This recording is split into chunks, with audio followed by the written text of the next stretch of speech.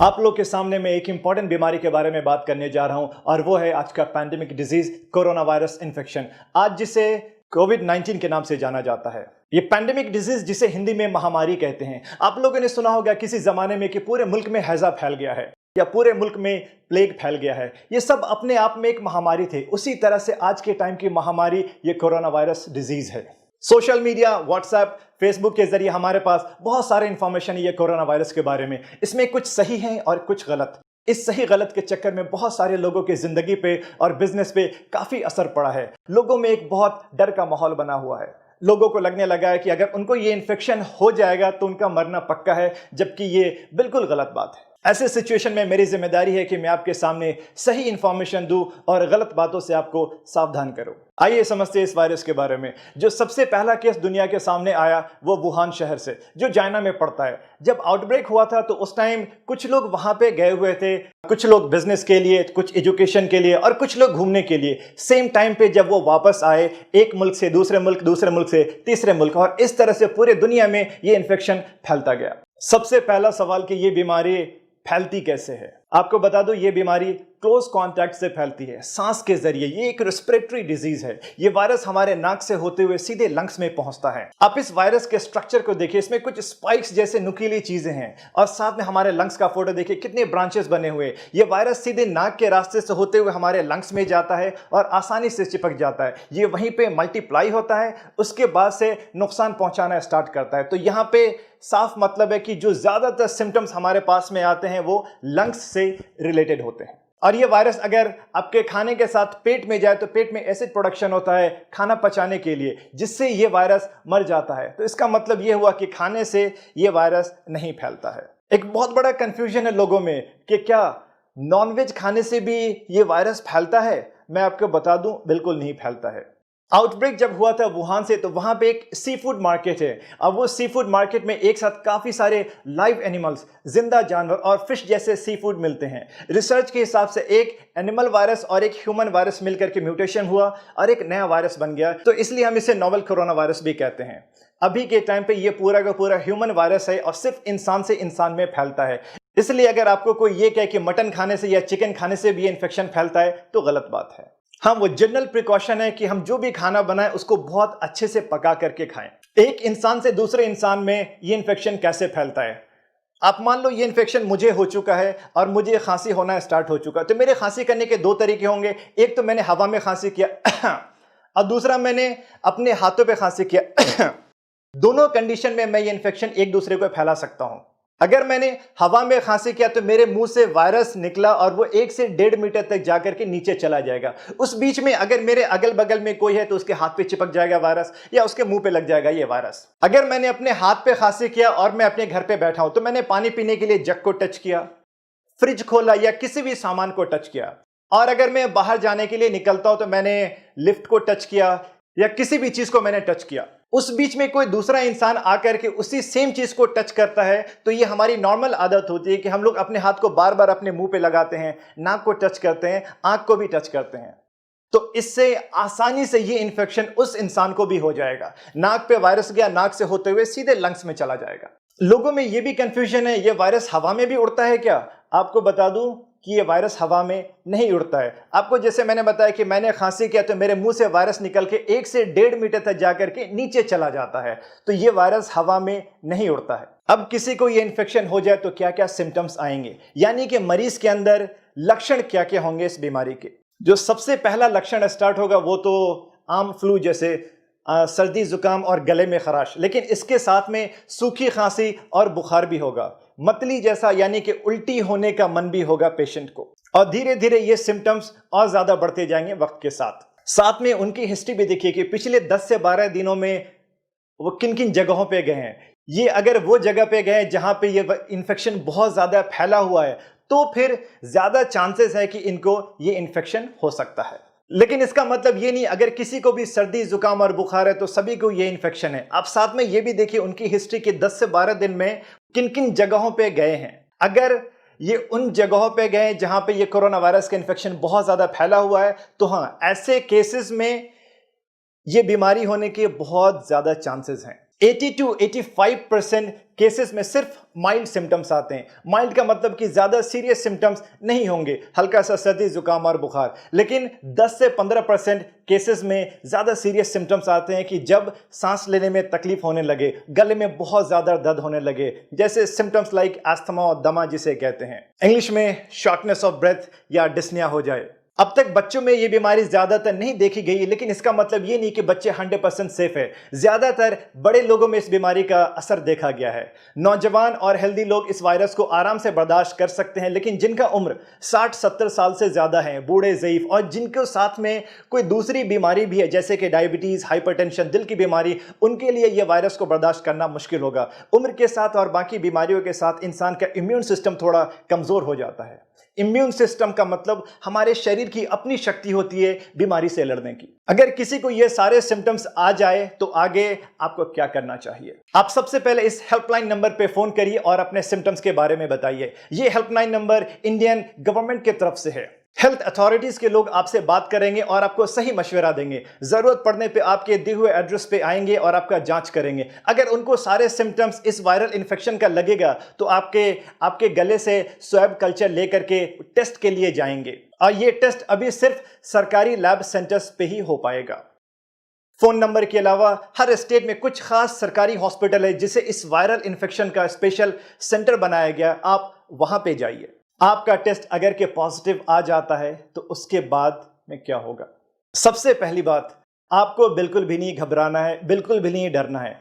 80 to 85%, 80 से 85% लोगों में सिर्फ माइल्ड सिम्टम्स आते हैं, हल्के सिम्टम्स। अगर सिम्टम्स जरा सा है तो आपको एक स्पेशल वार्ड में आइसोलेट कर दिया जाएगा 2 हफ्ते के लिए, जहां पे आपका सिम्टोमेटिक इलाज चलेगा। अगर किसी को बहुत ज्यादा दिक्कत हुआ सांस लेने में तो उनको आईसीयू में रखा जाएगा, जहां पे वेंटिलेटर की सुविधा भी उपलब्ध होगी, जो कि सिर्फ 10 से 15% लोगों में हो रहा है। आपको जब मैंने 2 हफ्ते के आइसोलेशन के बारे में बोला तो आइसोलेशन को मैं अच्छे से समझा दूं। आइसोलेट होने का नाम सुन के लोगों में एक डर सा बन गया है। उनको लगने लगा है कि 2 हफ्ते के लिए उन्हें जेल में बंद कर दिया जाएगा या पूरी दुनिया से उनको अलग कर दिया जाएगा, और इस डर की वजह से वो ना तो किसी हॉस्पिटल में जा रहे हैं और ना ही किसी डॉक्टर से मिल रहे हैं। आपने सुना होगा कि जो सस्पेक्टेड मरीज थे कोरोना वायरस के, यानी जिनके अंदर ये सारे सिम्टम्स आ रहे थे कि इनको शायद ये इन्फेक्शन हो सकता है, और डॉक्टर ने उन्हें एडमिट होने के लिए या आइसोलेट होने के लिए बोला और वो मरीज वहां से भाग गए। प्लीज ऐसा मत करिए। आइसोलेशन का मतलब है कि आपको एक खास रूम में 2 हफ्ते के लिए रखा जाएगा, निगरानी में। दूसरे लोगों से कांटेक्ट नहीं होने दिया जाएगा। जरूरत पड़ने पे आपको उसका सिम्टोमेटिक इलाज दिया जाएगा। यह वायरस का इन्फेक्शन ही क्लोज कांटेक्ट से होता है। आप अपने आप को आइसोलेट करके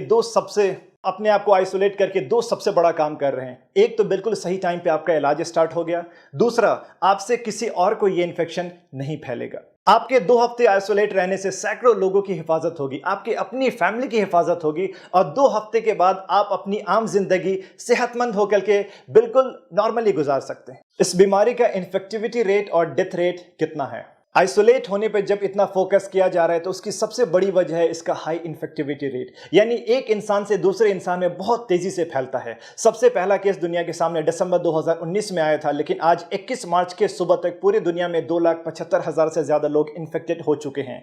इंडिया में 235 लोग का केस अब तक पॉजिटिव हो चुका है, और सस्पेक्टेड केस और भी बहुत ज्यादा हैं। लेकिन एक अच्छी बात यह है कि इसका डेथ रेट 4% से भी कम है, यानी कि अगर 100 इंसान को इन्फेक्शन हो जाए तो डेथ सिर्फ 3 या 4 लोगों में हो रहा है। और वो 3-4 लोग जो इन्फेक्टेड है वो भी जो ज्यादा बूढ़े, ज़ईफ हैं या जिनकी इम्यून सिस्टम बहुत ज्यादा कमजोर है। आपको अगर ये इन्फेक्शन हो जाए तो उसके बाद आपका इलाज कैसे होगा? अगर आपको सिम्टम्स नहीं है तो आपको होम आइसोलेशन के लिए मशवरा दिया जाएगा। अगर माइल्ड सिम्टम्स है तो आपको एक स्पेशल वार्ड में आइसोलेट किया जाएगा, जहां पे आपको निगरानी में रखा जाएगा और सिम्टोमेटिक इलाज दिया जाएगा। सिम्टोमेटिक इलाज का मतलब है कि आपको जो भी तकलीफ है वो तकलीफ को कम करने की दवा दी जाएगी। अगर आपको बुखार है तो बुखार की दवा दी जाएगी, खांसी है तो खांसी की दवा दी जाएगी, या उल्टी हो रहा है तो उल्टी के लिए दवा, पेट में दर्द है तो पेट दर्द की दवा। अगर केस बहुत ज्यादा सीरियस है, यानी कि सांस लेने में दिक्कत होने लगी है, सांस की प्रॉब्लम है, तो ही ऐसे सिचुएशन में आईसीयू की जरूरत पड़ेगी। अभी 100% कोई भी स्पेसिफिक मेडिसिन या वैक्सीन मार्केट में नहीं आया है। अब इस बीमारी को आगे फैलने से कैसे रोका जाए? आपको जैसे मैंने बताया कि इसका इन्फेक्टिविटी रेट बहुत ज़्यादा है, यानी 1 से 2, 2 से 4 और 4 से 8 बहुत आसानी से फैलता है।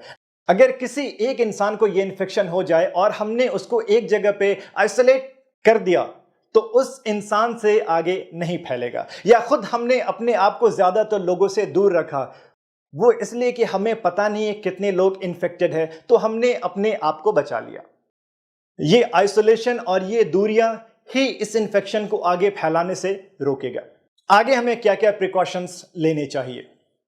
सबसे पहला, लाइफस्टाइल मॉडिफिकेशंस। हर बात पे हम लोग अपना हाथ मुंह पे लगाते हैं, नाक को टच करते हैं। ये आदत हमें बंद करना होगा। अपने हाथ को मुंह पे मत लगाइए। खांसी हाथ पे करते थे पहले, अब अपने बाजू पे करिए। ये वो जगह है जहां पे आप आसानी से टच भी नहीं करते हैं और आसानी से बाद में आप अपने कपड़े को भी बदल सकते हैं। आपको अगर सर्दी जुकाम है तो प्लीज मास्क पहनिए ताकि दूसरे को इन्फेक्शन ना फैले। मास्क गीला होते ही बदल लीजिए। आपको मास्क के बारे में बताता चलूं कि जो जनरल मास्क है उससे 100% सेफ्टी नहीं है। सर्जिकल मास्क या N95 मास्क से काफी हद तक सेफ्टी है, लेकिन N95 मास्क सभी के लिए रिकमेंडेड नहीं है। जो हेल्थ केयर के लोग हैं, जो मरीज से बहुत क्लोज रहते हैं, उनके लिए ये बिल्कुल जरूरी है। एक एंटी पॉल्यूशन क्लॉथ मास्क है जो यूज कर सकते हैं आप, और सुबह से रात तक मास्क लगाने की भी बिल्कुल जरूरत नहीं है। लोगों से दूरियां मेंटेन करना काफी होगा। बाहर किसी भी पब्लिक एरिया में जा रहे हैं तो प्लीज मास्क लगाइए। हाइजीन मेंटेन करिए, लगातार हाथ धोते रहिए सैनिटाइजर से या साबुन से हर 3-4 घंटे पे। सैनिटाइजर शायद हर किसी के पास में ना हो, लेकिन साबुन हर जगह पे है। अगर आप बाहर के एरिया से अपने घर के अंदर जाते हैं तो प्लीज अपने सारे कपड़े बदल लीजिए। हाथ और मुंह को बहुत अच्छे से धोइए। भीड़ में जाने से अपने आप को रोकिए, वो शादी की भीड़ हो, राजनीतिक भीड़ हो या कोई धार्मिक भीड़ हो। हाथ मिलाना और गले मिलना अभी बंद करिए। हर इंसान से 2-3 मीटर की दूरियां मेंटेन करिए। ज्यादा अच्छा है कि अपने आप को कुछ दिनों के लिए लॉकडाउन कर लीजिए। अपने घर की सफाई सूखे झाड़ू से नहीं करिए, बल्कि सीधे पोछा लगाइए।